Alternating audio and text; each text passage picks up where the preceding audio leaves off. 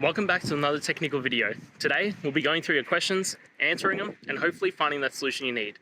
Guys, remember to stay just a little bit crazy, just like me, and hopefully you'll find that solution you're looking for. Now, let's continue on to the video.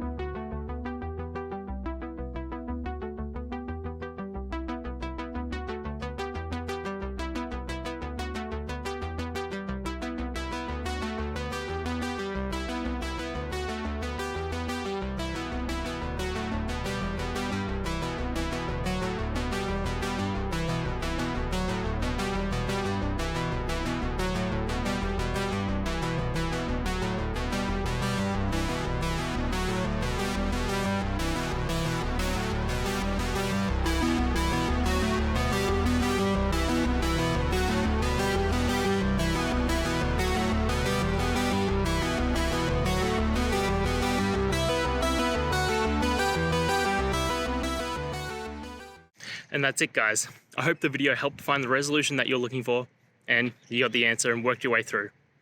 If it did, please hit subscribe. I'd really appreciate it. And until the next time you need technical help, I hope you have a good one.